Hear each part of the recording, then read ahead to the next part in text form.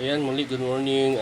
Tayo po ay magluluto ngayon ng alam niyo po pa kung ano yung lulutuin. Ito ay luluto tayo ng ah, tinulang tilapia. Ayan, tinulang tilapia yung ating lulutuin pang lunch ngayon ay araw na ito. Ayan. So ayan. So meron tayong yan, pichay. Ayan. So meron tayong sayote, prepared na po yung ating sayote at yung ating tilapia, ayan. At saka ayan, nagbo-boil na po tayo ng kamatis, sibuyas, bawang at saka luya. Ayan, so boiled na siya. Ngayon ay una kong ilalagay ay ang ano tawag dito,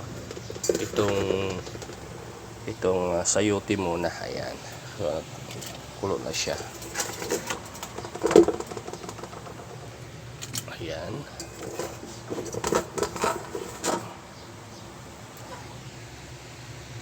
Ayan.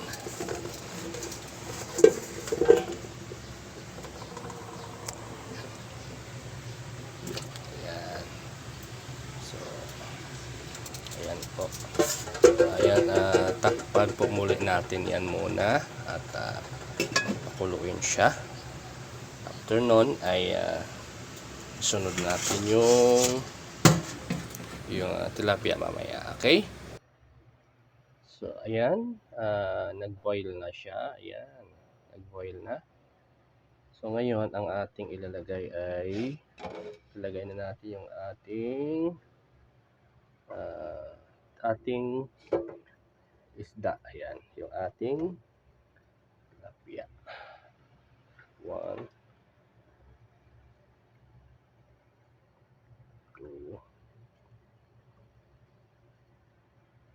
3.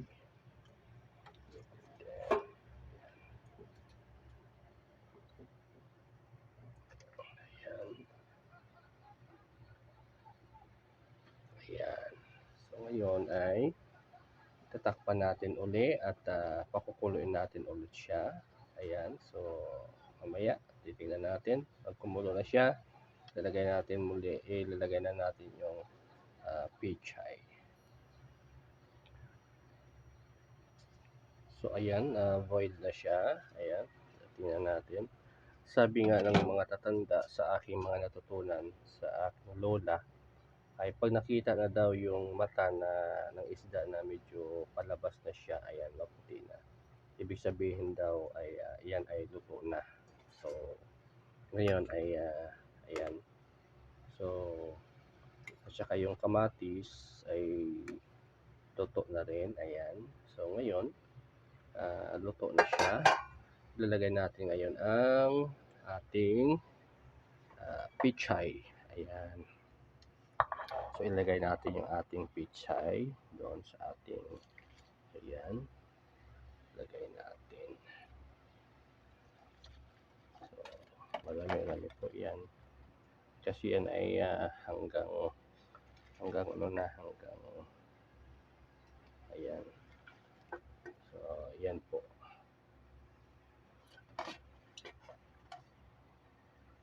Ayan. So, tingnan nyo naman.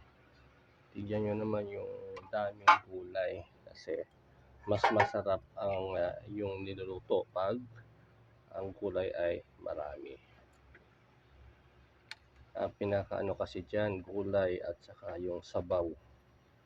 Gulay at yung sabaw. Ayan.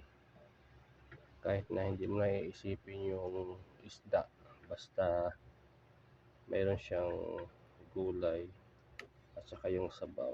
Ayan. So, halos puno po yan. Oh. Kita nyo po. So, ngayon ay ating ito.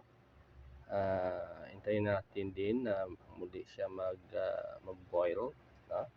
Kumulo. Ayan. Hanggat na maluto siya. Ayan.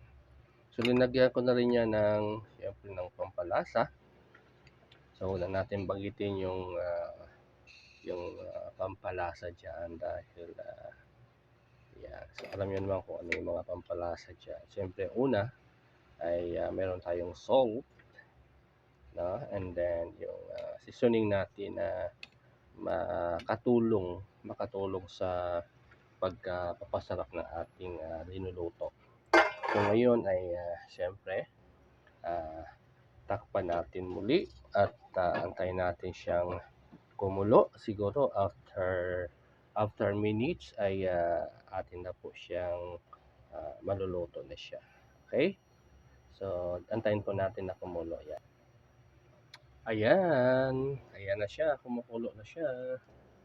So ngayon ay antayin natin, no? Antayin natin na so kung nakikita niyo po ayan, no, yung tilapia, yung kamatis ay luto na siya, no? So antayin natin na magbuo yung lahat ng sabay kumulo. Yan. After minutes siguro pwede na natin itong i-ano. So ang time ngayon ay wala pa naman 12, 11, 11:24. Ayan, 11:24 tayo. So mamaya pa naman ang lunch. So ayan. So ito po.